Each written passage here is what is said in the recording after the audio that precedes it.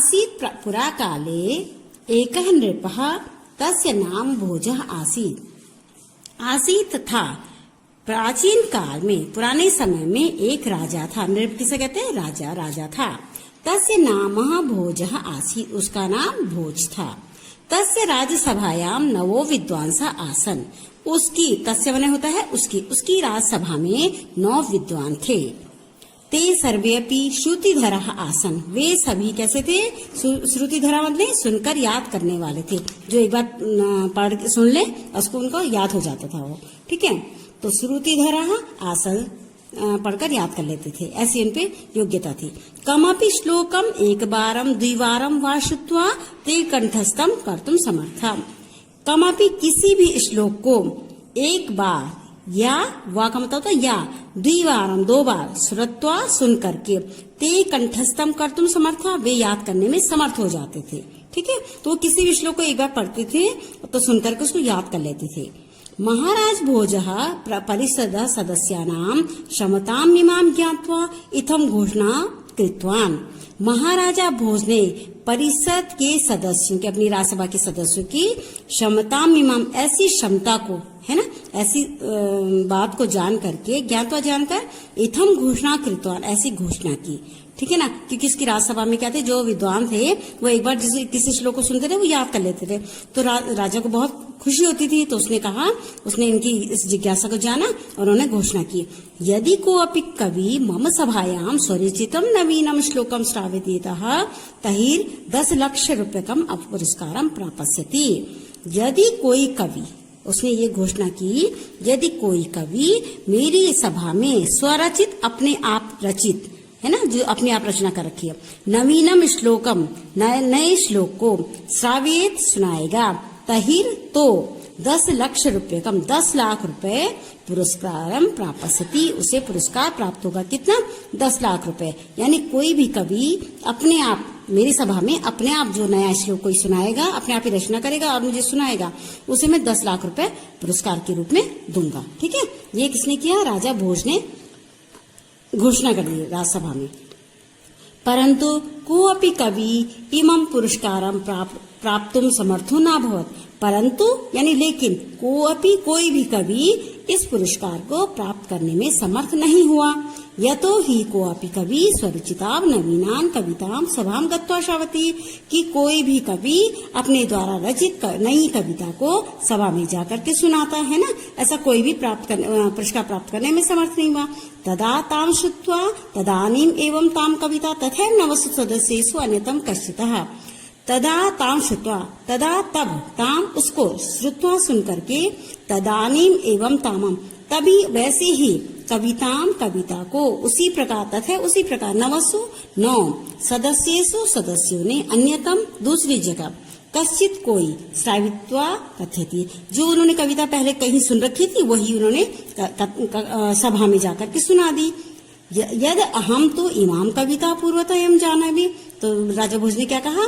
यद अहम, ये तो अहम मैं, तुम इमाम, जो तुम सुना रहे हो, यह कविता तो पूर्वतः पहले ही, एवं जानामि, पहले ही जानता हूँ, यह पहले ही जानता था। क्रमेण अन्येपि, क्रम से अन्य भी, सदस्य ताम कविताम श्रावन्त, और क्रम से अन्य कवि भी ऐसी कविता सुनाने लगे। सभा स्थित 9 सदस्य, सभा में स्थित 9 सदस्य, सभी कविताएं, मतलब जो पुरानी कविताएं थी, पहले की कही भी थी, उन्हीं को सुनाने लगे। याम कविता पूर्वतः एवं जानन्ति श्रवन्ति, ये सारी कविताएं पुरानी पहले सुनी है, जानी भी है।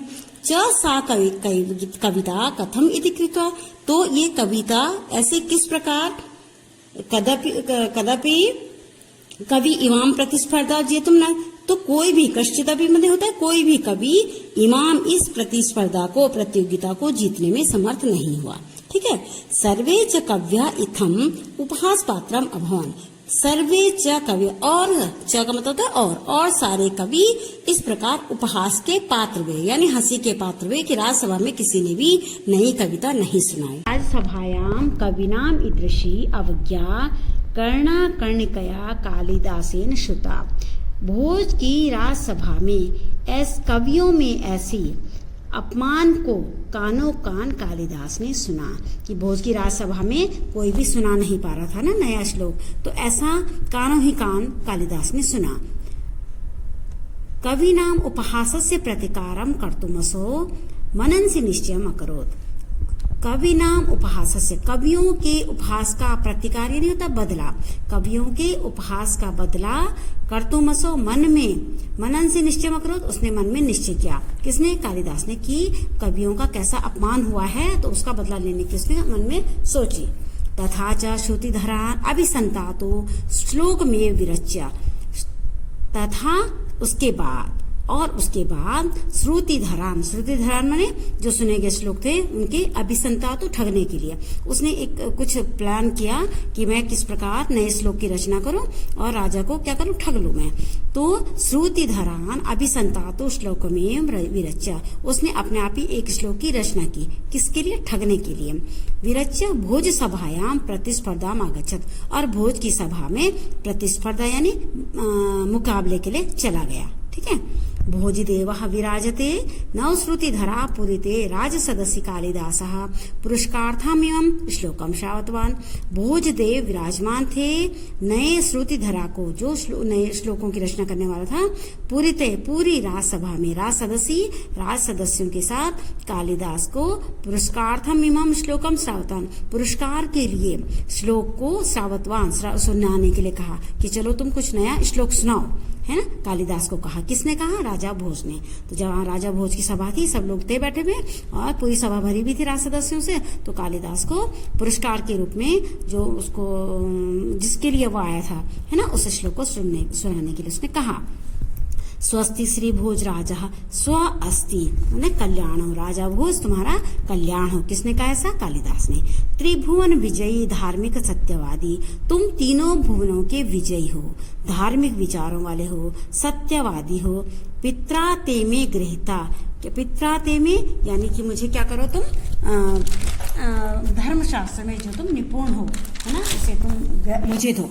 ठीक है। नवयुता 99 करोड़ सोने की मुद्राएं मुझे दो। ताम त्वम में देहिता, ताम उनको तुम मुझे दे दो। तूर्णम का मतलब होता है सारे पंडितों के द्वारा यही जाना जाता है ना। तो मुझे दो, अब मुझे वो 99 करोड़ स्वर्ण मुद्राएं क्या है? स्वीकार्य है, उनको तुम मुझे दे दो। तूर्णम सकल बुद्ध जने ज्ञायते सत्यम इदत, सत्यम इदत, सत्य ही कहा है। किसने? सकल बुद्ध जने ज्ञायते, बुद्धिमान लोगों के द्वारा यही जाना जाता है कि मतलब तुम क्या हो, धर्मशास्त्र में निपुण हो, तो वो सारी विद्याएं तुम मुझे दे दो।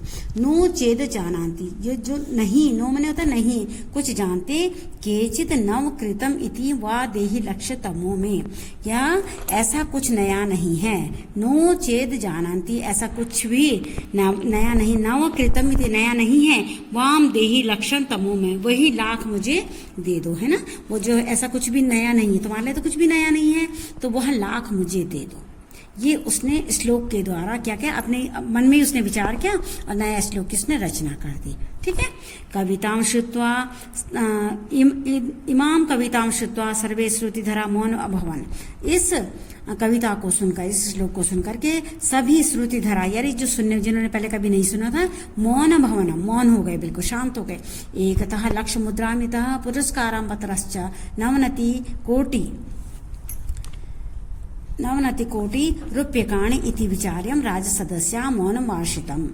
इस प्रकार के इस कविता को सुन करके, श्लोक को सुन करके सभी श्रुतिधरा यानी सभी श्रुतिधरा किसका, जो सुनकर याद करते थे ऐसे कवि, है ना, वो सब क्या हो गए, इमाम कविता श्रुता सभी श्रुति सभी मौन हो गए, सब चुपचाप हो गए।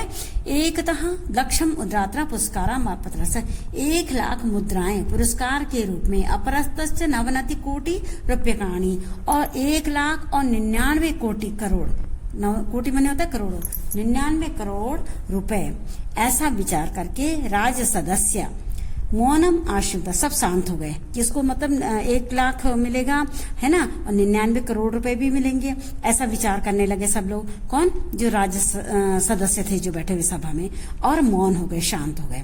फलतश्च कालिदासस्य कवितां अश्रुत पूर्वा, फलतः इसके फलस्वरूप उन्होंने कालिदास की कविता को पहले कभी नहीं सुना था। नवीनाम च सिद्धा, उनके लिए नई सिद्ध हुई वो। च पुरस्कारेण सम्मानिता, च मने और वह पुरस्कार के रूप में सम्मानित भी हुए। कौन? कालिदास। एवं कविनाम सम्मान रक्षा कालिदासेन कृता। इस प्रकार कवियों के सम्मान की रक्षा कालिदास ने की। अयंच कालिदासः महाकवि रघुवंशम कुमार संभवादि काव्यानां रचिता। ठीक है, और यह अयंच कालिदास और यह कालिदास महाकवि रघुवंश कुमार संभव महाकवि रघुवंश कुमार संभव आदि काव्यों के रचनाकार हुए, है ना, या रचयिता हुए। असौ विक्रमादित्य से राजसभायाम नवरत्नेषु अन्यतम रत्नासीद।